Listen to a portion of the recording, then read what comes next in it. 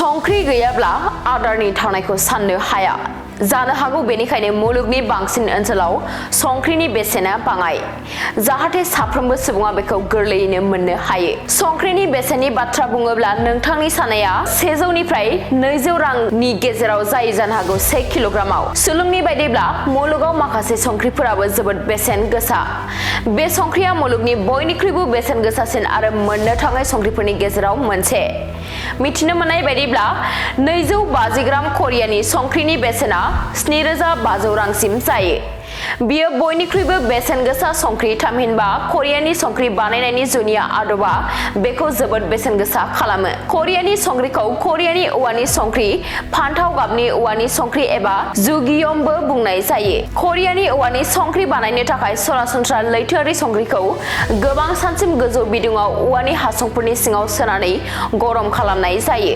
संख्रिजों बुंफबनाय औवानि हासुंफोरखौ 800 डिग्री सेलसियासनिफ्राय 1000 डिग्री सेलसियासनि बिदुङाव गरम खालामनाय जायो बेबायदि खालामोब्ला औवायाव थानाय खनिजफोरखौ संख्रिजों गलायनाय जायो जायनि जाहोनाव संख्रिनि दाथाय गाब आरो आखुथायफोराबो सोलायो संख्रिखौ गोजौ बिदुङाव गरम खालामनायनि उनावबो गुसु खालामनाय जायो करियायाव औवानि संख्रि बानायनो खमैबो 50 सान लायो मोनसे जोबोद गोब्राब बिखान्थिनि गेजेरजों संख्रि बानायनो थाखाय आखा-फाखा मावसुमाफोरखौ थिसननाय जायो बेनि जाहोनावनो बे संख्रिया बेसेन गोसा जायो आरो बेनि बेसेना 1 किल'ग्रामाव 30,000 रांसिम जायो Welcome to IBT Coaching Institute, Kokrajhar, where your success story begins.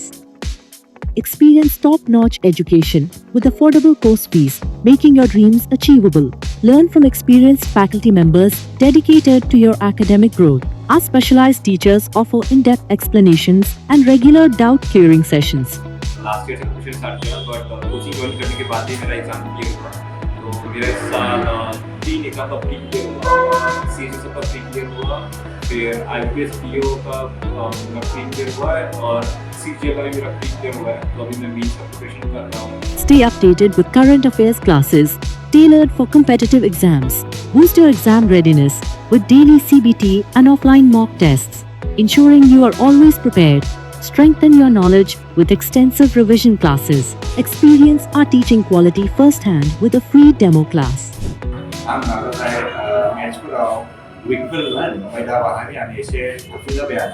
아니 바이시 클래스 부자인 만에 sampai Friday state को जाना है वो वाला मजा नहीं ये मजा नहीं है meditation include English class juga kacau मेरा क्वांट में एक्चुअली खराब था इसलिए मेरा ज़्यादातर एग्जाम में क्वालिफाई नहीं कर पा रहा था और कॉन्फिडेंस भी नहीं था जब से मैंने ज्वाइन किया है तो मैं क्वांट पे एक्चुअली अभी मैं क्वांट पे अच्छा हूँ और कर भी पा रहा हूँ तो अभी कॉन्फिडेंट भी हूँ और फैकल्टीज भी बहुत अच्छे हेल्प करते हैं बहुत Access all resources and updates through our official app, Make My Exam. Receive comprehensive course materials and monthly magazines at no extra cost. Join India's #1 coaching institute with proven success in SSC. Our achievement.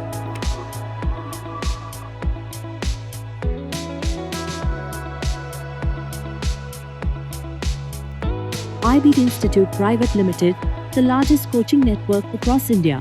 Your success, our commitment. Enroll now and start your journey to success. Visit or call us today.